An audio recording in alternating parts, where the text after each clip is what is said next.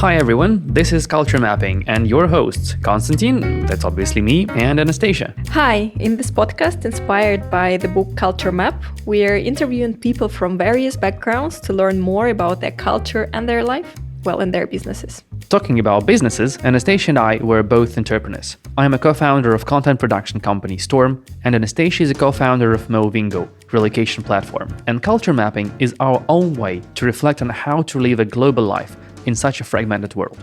The usual intro of our podcast is over, so I can take it from here. Hey, it's Kay, and I'm recording this from the middle of nowhere in Italy. And I know that my co-host, Anastasia, is traveling to see her family in St. Petersburg.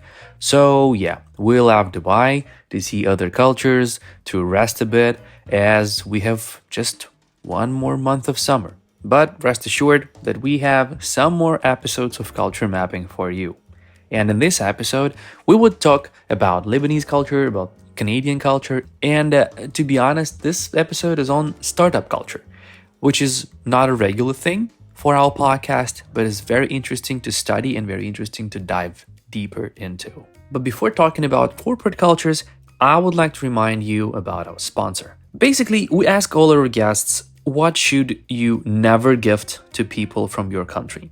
And we often go into discussions about flower bouquets. In different cultures, colors, types of flowers, and even their quantities have different meanings. While the symbolism of flowers can sometimes be ambiguous, the symbolism of food is always clear. It's just love. It can still look like a bouquet though. Our beautiful sponsor, FlowWow, offers a wide variety of edible bouquets. Fruits, if your loved ones are into healthy lifestyle. Sweets, if you want them to have a little treat. You can contact the shop at any time in the inbuilt chat and discuss all the dietary restrictions if there are any. And the shop always sends a photo of the gifts for approval before handing it to the courier. FlowWow already operates in more than 30 countries around the world, and if you haven't used it yet, it's time to give it a try with our promo code CULTURE. It will avail 15% discount on any order and is valid until December 2024. You can download FlowWow app through the link in the description of this episode. And now it's time for a good old interview. Take care. Hi, thanks for joining us here. Pleasure to be here. Thanks for having me. Usually the first question we ask is very, very simple and basic.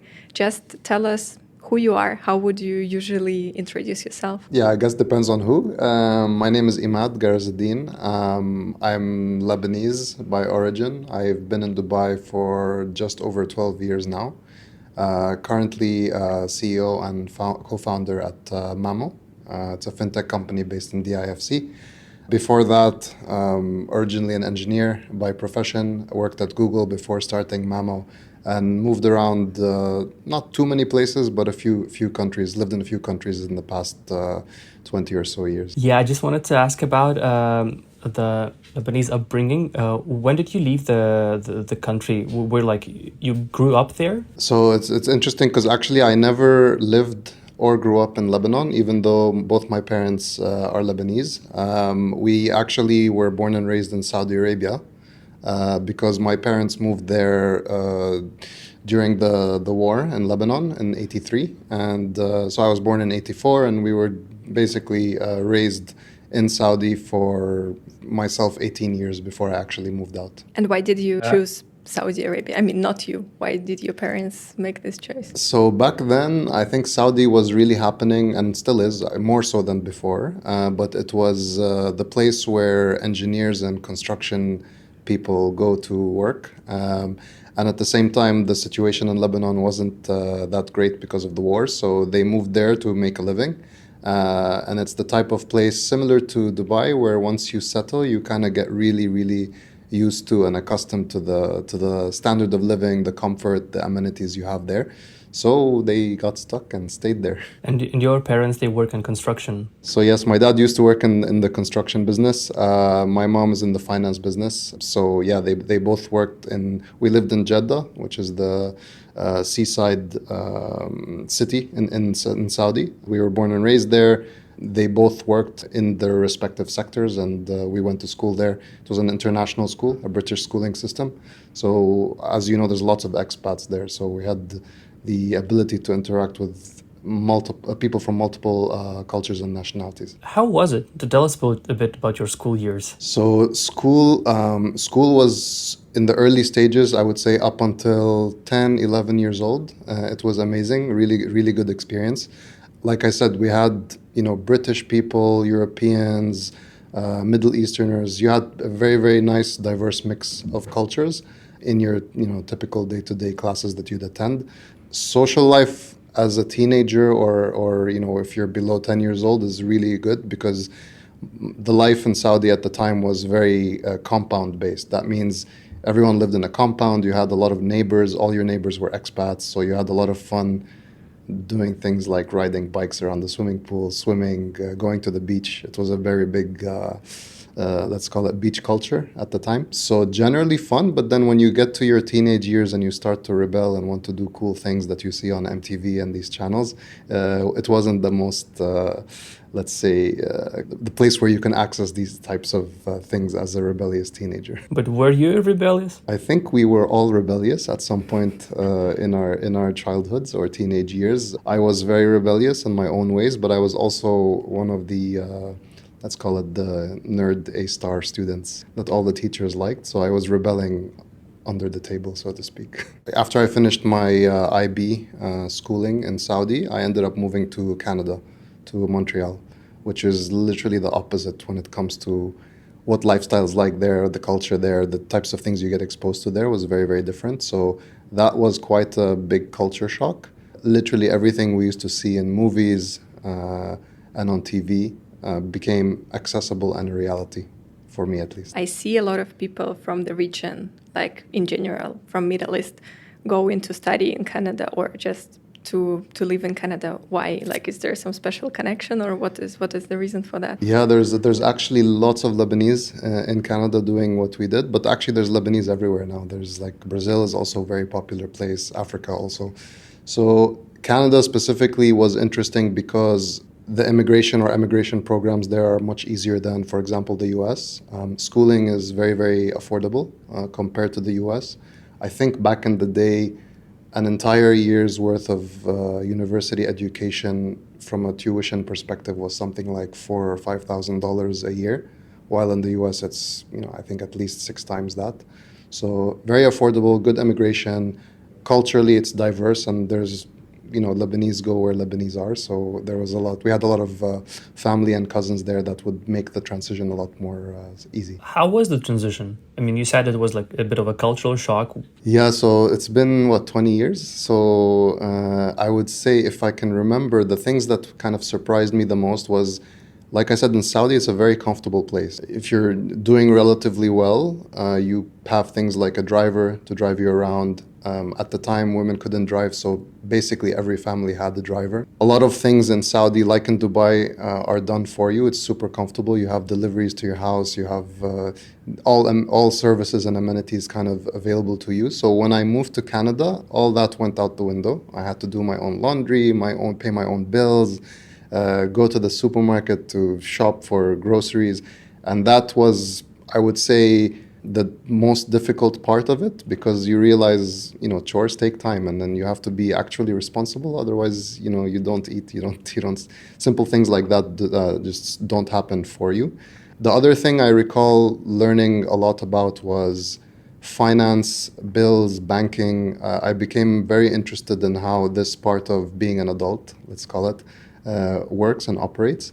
And I think that's what eventually, later down the line, led me down to the interest I have in finance today, and eventually starting Mamo. And in the university in Canada, were you this, as you call it, nerd A grade student, or you were more relaxed? Yeah, so first year I was a super A+ student. I did everything the right way, went to all the classes, was doing nothing but studying. But then I think towards my second or third years in university, I started to chill a bit. I stopped paying too much attention to classes, partly because some of the classes I was taking were not interesting to me anymore. When I first went there, I started off in a computer engineering degree, which is a little bit more like hardware technical oriented than software engineering.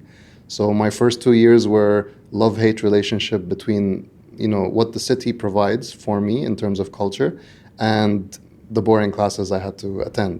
So I ended up switching majors halfway through my degree. It wasn't a major, like a massive shift. It was from computer engineering to software engineering. And as soon as I did that, I started getting exposed more to things like programming and software, which is really where my passion lay at the time. So if you look at my grades, and if you do a chart of my grades, you'll see in the beginning it was A's everywhere.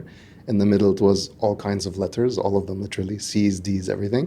And then towards the end, when I switched majors, I started to get back into the education part of my experience in Montreal.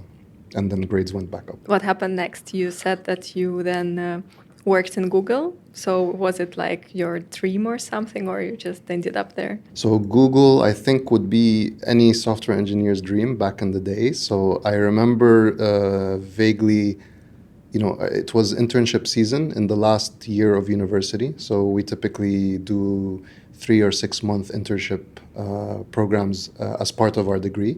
And I remember applying to a bunch of companies. One of them was back in the day, if you remember, Research in Motion, the guys who did BlackBerry. That was a thing back then. Now they're not a thing anymore. But I applied there. I got in there. I applied to a few more companies, got rejected by them. And then I'm like, okay, there's one more. I'll never get in, but I might as well apply. So I submitted my CV to Google. I remember skipping the cover letter because there's no way I was going to get in, right? So I applied, I got the first rejection, and then 3 months later, I hear back from them saying, we want to interview you for a software engineering internship. I was obviously shocked, and I prepared a lot for the interview, and surprisingly, it went super well. And ultimately, my experience at Google, or getting into Google, for me, till now, I find it just luck and a fluke. We actually talked a lot about luck in one of the previous episodes when we were talking to Felix. What's your, let's say, view on luck? Is it just something that happens and just falls from the sky on you, or this is something you kind of work on and then you get lucky? Definitely there's an element of you have to be in the right place at the right time. But I also think that you can create the circumstances through which you attract certain things. It could be as simple as frequenting certain places or hanging out with certain people, and you might run into someone who influences you in one way or another. And I think there's a movie about this called, I think it's called Sliding Doors, where any one experience you have in life might lead you down a rabbit hole, like a YouTube rabbit hole, but to a very different reality. Yeah. So if you trace back, if each of us were to trace back the moments in our lives that got you to Dubai, got you to this room, got you where you are today, you will find very key defining moments that influence that. How you position yourself and how you're open to these experiences ultimately is going to attract a certain level of luck. But yeah, I think there is an element of being in the right place at the right time. And I think most startups that have succeeded, if we were talking more about startups, there's definitely one element of luck in there, on top of skill, on top of team, on top of all the other cool stuff you need to do startups successfully. Talking about startups, I wonder, during the university years, did you try to do some startupping, back then, to open companies or to start your own projects? Or it was mostly studying? No, it's definitely not mostly studying. So I tried to do a lot on the side. In fact, a lot of my side projects ended up, I would say, distracting from the standard courses you'd have to take in university. I just found that building software and building cool experiments was way more fun, and you learn a lot more than learning from a book or learning from a professor in a class. So I would say this drive to build and the drive to start something has actually never left me since I was 18 till now. Even after Google or during Google, after university, I would be doing a lot of, for example, research on the side on how to apply the technology I had to financial markets and investments. So I would write a lot of algorithms and research a lot on what finance means and how to make money from money. And this type of stuff was super, super interesting to me. And I think ultimately that's what got me where I am today in terms of the field I'm in and what I'm doing. I also experimented with writing chess playing programs. So I was very interested in how to mix tech with strategy and games that require a lot of decision making. You need to be really, really experienced or intuitive to get it right, or you need to have a lot of data. and rely on that data to make decisions very, very quickly. So these types of projects, I would spend like at least 8-9 hours a day just working on them. And sometimes I would just forget about time. It's like 5 a.m. and I'm still working on it. And I have 8 a.m. class the next day, so I would skip the class and work on it. How did Dubai happen? So I guess right after I got into Google, it was an internship. So I did between 9 to 12 months worth of internships, multiple, at Google. Most of them were in the US, and then I ended up getting a full-time job also with Google based in Canada. I worked there for a year, and then I moved back to the US once again to do 2 years of worth of engineering at Google. And then at some point, I was just okay. It was a very comfortable lifestyle. The facilities and the headquarters of Google in the U.S. were amazing, literally what you see in the movies. And at some point, I'm like, okay, is this what I want to continue doing for the rest of my life? Do I want to be coding all day, or do I want to try something new? And at the same time, social life in the U.S., specifically in Silicon Valley, was not the same as you would expect social life to be in places like New York or whatnot. So I was also missing the cultural elements that were lacking there that I knew I would find in the Middle East, whether it's Saudi, Lebanon, or any other country here. And again, Dubai was like right place, right time. It was happening back then. So I actively started looking for opportunities in Dubai, and the easiest kind of transition was to stay with the company I was working for, which was Google. So, and at the time there was only sales opportunities in Google Dubai. So I'm like, okay, now I have to make a decision whether I quit engineering and go into the dark side of sales in exchange for the lifestyle you get and the benefits you get from Dubai.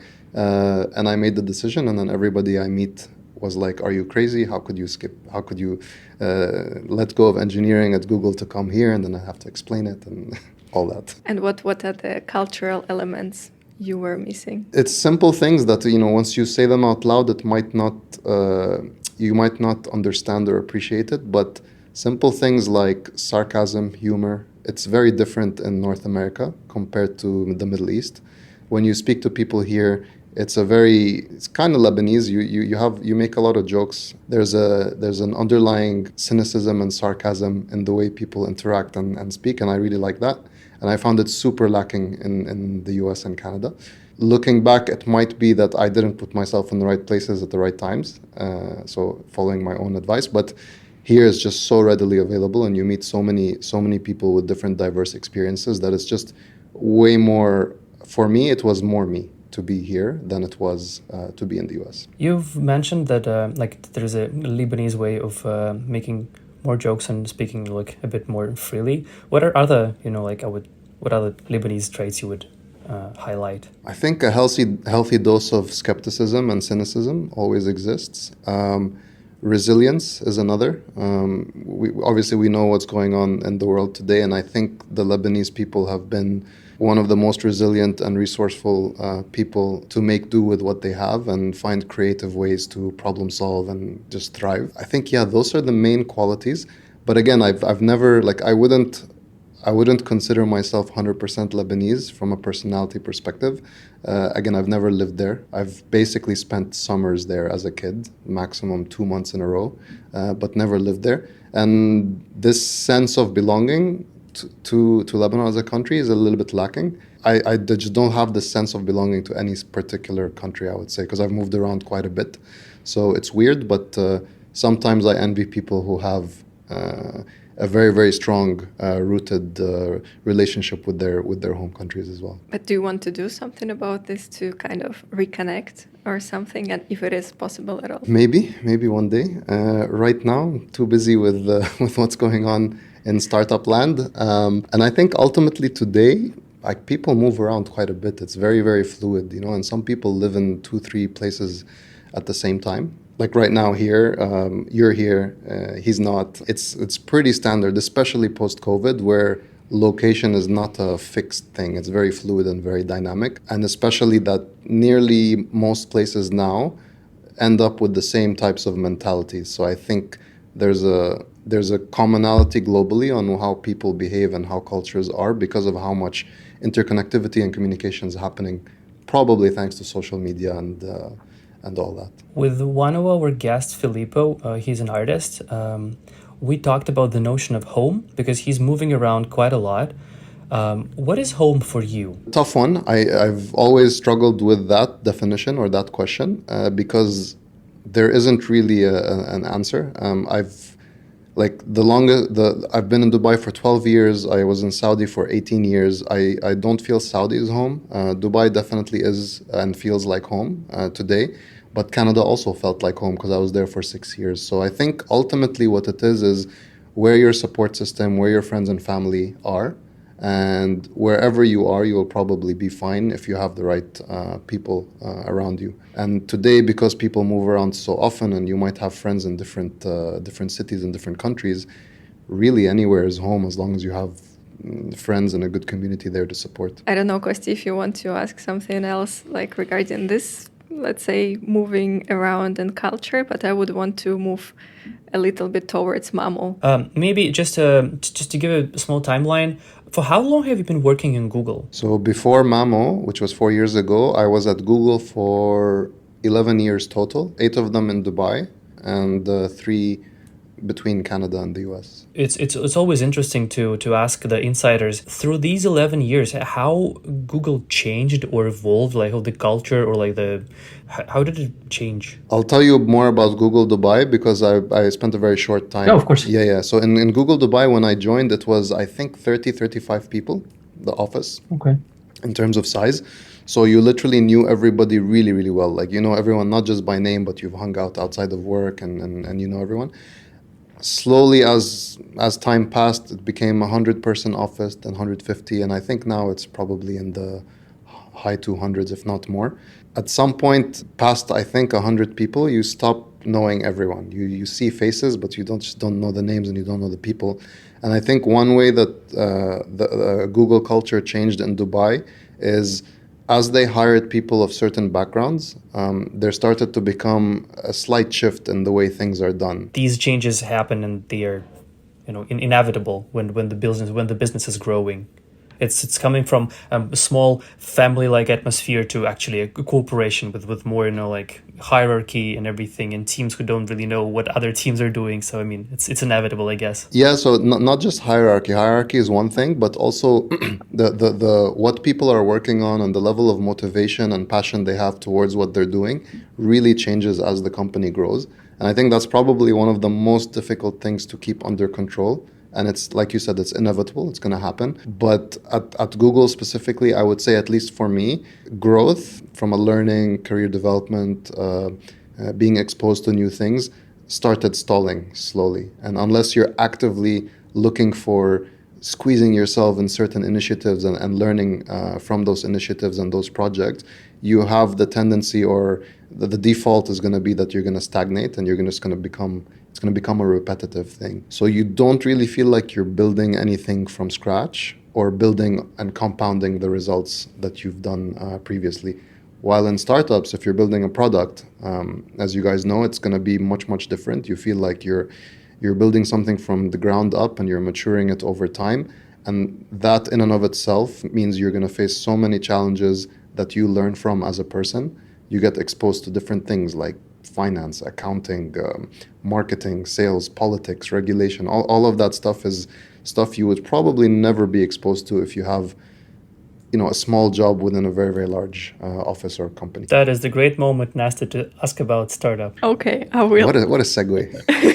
Tell us about Mamo. How did you come up with the idea? Why are you doing this? You want the scripted answer or the real answer? Real answer. Real answer. Only real answers here. So when we started Mamo, it was we knew we wanted to leave Google. We knew we wanted to build a startup essentially. And we knew we were all pretty passionate about finance and fintech because it was a pretty popular industry at the time. Regulations were slowly becoming more mature here. We started seeing North America and Europe build their own fintechs and succeed at that. And we felt it was the right time to do something in fintech in the UAE because fintech is pretty broad. You can do a lot. You can do payments, you can do lending, you can do investing, you can do personal finance management. There's a lot you can do. At the time, as much as we like to think we were like strategic and planning properly, we kind of picked a certain area within fintech that seemed to be cool, which is peer-to-peer payments. And we wanted to basically build the Venmo of the Middle East or the Revolut of the Middle East, starting in the UAE. Because 4 years ago, I'm sure you remember, if you wanted to pay your friend back in UAE, you needed to ask for their IBAN, you needed to add them as a beneficiary, wait 24 hours, then send the money. And that was a very, very annoying process. So we're like, okay, we can solve for this. So we did. We started that. And then very, very quickly, COVID happened at the time. And the market basically told us, peer-to-peer is cool, but it's not the real pain that we're facing and the real product that we need. And that's where we started focusing a lot on prototyping with building fintech products aimed at small businesses. Because small businesses in the UAE, there's so many of them, they're extremely underserved and marginalized by the banking and finance sector. And they had the biggest and loudest pain points that really needed to be solved. So the infrastructure we were building, although it was aimed at consumers like us, it was very easy to reuse that infrastructure and serve SMEs or small businesses in the UAE. So what exactly do you do for the SMEs? So what we do is whenever an SME goes to a payment gateway or a bank in search for financial services, we ultimately say yes when the banks say no. And typically banks say no to these small businesses because they're too small for them to make enough money off of. What that results in is a lot of high potential growth companies not getting the services and attention and support that they need in the market. So what we do is we've built full stack financial services platform called Mamo Business that allows small businesses to do everything from collecting payments from their end customers, as well as managing their spends on corporate cards, and many, many more services coming soon that will allow them to do anything and everything they want with a banking partner, but through a fintech like ours in partnership with banking partners that we take care of behind the scenes. What growth have you seen through the years of building the startup? We've raised quite a bit of capital. We've raised around $13 million so far to date as a company. We've been around for 4.5 years. The first year and a half was focused on consumer, and for the last 2 years or so, we've been focused on businesses. Our team is 33 people right now, and everything that we've done has been with the support and skill sets that these 30 people have. It's not a big team at all. For a heavily regulated financial institution, which we are, 30 people is quite impressive to do what we've done. And I think the level of growth we've seen, and more important than the growth, is the level of customer feedback we're getting on a daily basis. We get, at least 20 pieces of feedback every day from our customers through multiple channels. That speaks volumes to the fact that customers feel like they're building the product with us, and we're transforming the product and our services in a way that exactly fits what customers need. So in terms of growth, definitely, in terms of number of users and, all the mustardy metrics like revenue and whatnot, we're definitely growing. But the most important thing for us is how happy are our customers compared to their experiences with incumbents in the market. And how happy are they? I think we should ask them one day. We should I think they're super happy. More the thing that makes them the happiest is the level of human support they get from Mamo. You're not calling an AI-based agent on the phone. You're not being asked to visit a branch. You have real access to real humans and real advice to help you improve your business, instead of the thing that we fear the most or dread the most on customer support calls is, the system did this, or this is the process, or scripted responses from support agents. We don't do any of that. Everybody from the support and sales side of Mamo is not just highly trained, but highly attuned to our vision, what we're trying to do, why it's important to treat small businesses with the level of respect and attention that they deserve, and the importance of treating them in a good way and in a delightful way, because that is ultimately what gets them to stay with you. There's a statistic on our pitch deck, actually, which talks about how a third of SMEs in the UAE, or in the MENA region, I believe, are likely to switch their financial services provider. And the reasons for that are poor product, poor customer service, and not enough attention to their needs, which is the opposite of what we do at Mamo. Yeah, I can relate to that. I mean, this approach is amazing. This is a huge competitive advantage to actually to other companies, because I mean, this approach to customer service is super important. Because I mean, as an SME, you're always, like, you actually worry about your money. You actually worry about finances and everything, and you always need to talk to someone, and this is super cool. Yeah, and I think with money, it's not something you can play around with, right? It's not like we're offering, a subscription service on a mobile app. It's really your money. Any mistakes mean losses. Nobody's okay with losses. And if you think about the level of empathy you have to show on support calls when something like that happens, it's you really can't mess this up. And unfortunately, the scale with which the sector today operates means that not everyone is going to get white glove treatment, right? So we try to be very picky about who we serve. We serve few, but we serve them super, super well. How do you manage it having such a relatively small team? Because like working in support, it's a lot of time. Like not even, I don't know, resources or knowledge. It's just very time consuming. So what's the secret? It's not a secret. It's pretty obvious. But the thing is, nobody thinks like this. What we found. It's why do people come to support in the first place? What do you guys think? What's the reason why do you typically call your bank for support? Or because you want to talk to a human. Why do you want to talk to a human? Because you don't understand what do you need to do? Exactly. So the user experience, the product experience that you have with a bank or the financial services provider or any software really is usually not intuitive. It's not clear. Something's not clear. You need a human. You want a human. What we do is we build products that are extremely intuitive, extremely easy to use. That comes from very, very solid design and product expertise at Mamo. And our goal is to build something that's so no-brainer or easy to use that you don't really need support. When you do need support, it happens so rarely that we as a company learn from your support call or support request in a way that improves the product for 100 other businesses. So imagine every call we get makes its way into a feature improvement or a feature launch that helps more companies. So it's a very, like, if you guys... The power of compounding is very, very clear in how we take feedback from customers and how that influences our product. We already touched a bit this topic when you referred to the metaphor of sliding doors and when you don't really know what things in your life led to where you are now.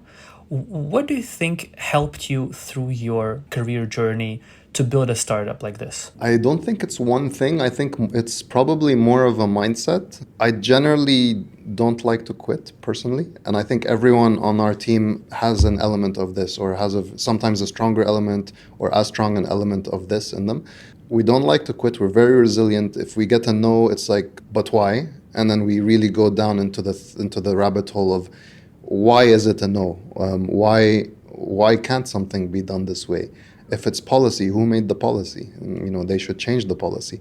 As long as we are serving a goal that is more honorable than the system or policy that we are operating within the constraints of, I think we have a responsibility to challenge the status quo and disrupt what needs to be disrupted. And I think that's what creates the willingness and hunger to learn from mistakes, to even make mistakes, be okay with making mistakes, and continue to improve what you do on a daily basis.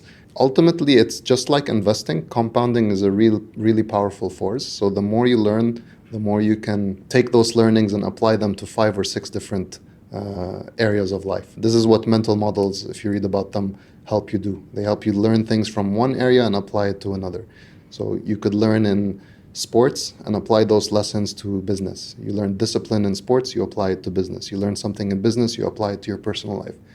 Ultimately, the more you can create interconnectivity between lessons you learn from different parts of life, the more powerful or the more capable you're going to be in all the other areas of life. It would be cool if you can give us some of examples from your real experience, from your real life, like about these interconnections that maybe you learned from something and then you applied it to your real life or your business. Anyone who's done, for example, martial arts or any serious training program will know the value of discipline and how 1% improvements every day add up to, if you add it up, it's 38% a year. So if you make small investments, small commitments every day, that ends up resulting in something great after a certain period of time. How does that map to business? Do we sit and launch an amazing product every year, or do we make micro improvements to our product every single day? And we obviously go for the latter, and that has resulted in a lot of, first of all, people notice when you make these small improvements, and when you communicate them, they're like, oh, these guys are actually listening. They're not just putting my request on a backlog that's going to happen in 2028. It's actually going to happen next week. That's one parallel between sports and business. Another one, for example, is I'm sure we all face issues with our families on boundaries, or at least if you're from the Middle East, you probably have boundaries issues with your families. What lessons can you learn from setting strong boundaries within your family environment to either your relationships at work or outside of work? And this creates a sense of an understanding of yourself internally, and use that understanding to improve your working relationships, and try to understand and empathize or sympathize with your colleagues and put yourselves in their shoes and realize that everyone is different and there's no right or wrong way to be.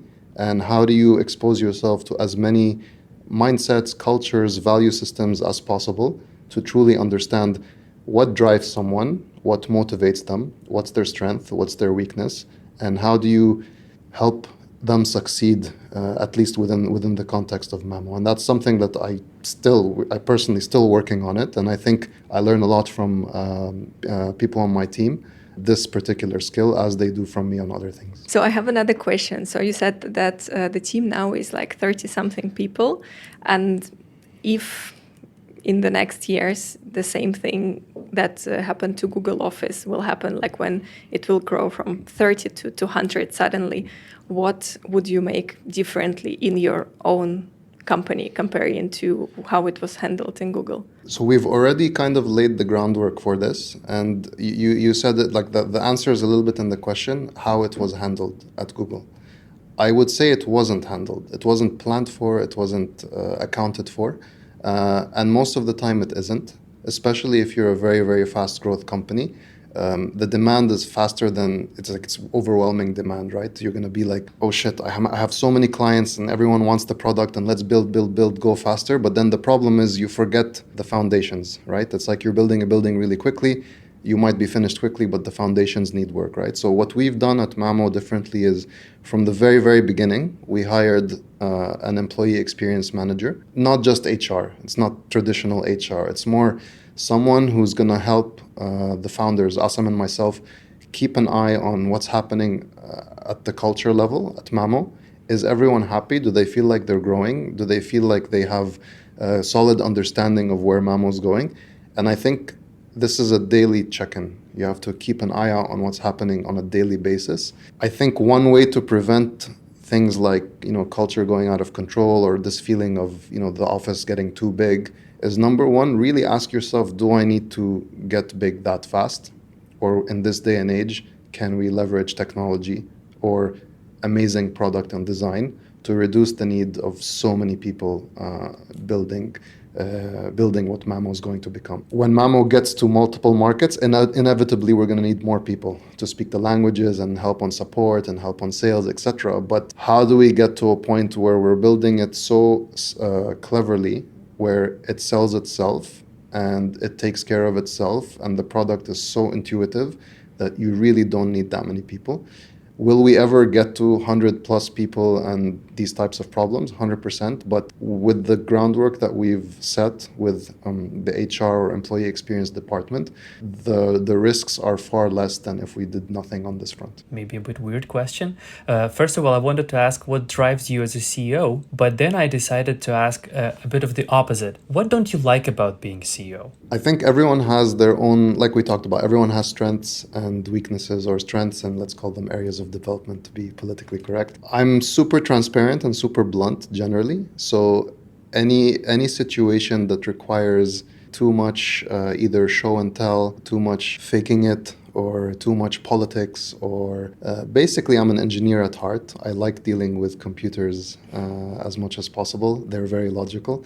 So any kind of people-related problems or complexities is something that I'm actually very curious about and want to improve on, but it's the thing that like, I wouldn't say it motivates me day to day. A lot of other things are more interesting for me to work on or solve. So usually we wrap up the conversation with one question, which will probably be not very easy for you to answer because you said you don't really identify as Lebanese, but we usually ask if you would pick one character trait that all the Lebanese people have and others don't, but you really want them to have it, what would it be? A character trait they all have? Yeah, like Lebanese people have that you like adore and you think it's amazing and you wish all other people have. So I think they're very witty and fast on their feet. So it comes from creativity / wit. I would say that's the thing that is the most Lebanese that I can think of right now. Okay, cool. Thank you very much. No worries. Thank you for having me. Thank you so much. And a quick reminder, this season is sponsored by FlowerWow, a marketplace where you can find the right gift for your loved ones. Download the app through the link in the description. Use the promo code CULTURE, it's CULTURE, to get a 15% discount on anything you want. This discount works until December 2024. By supporting our sponsors, you support us. Thank you so much. We will hear each other quite soon.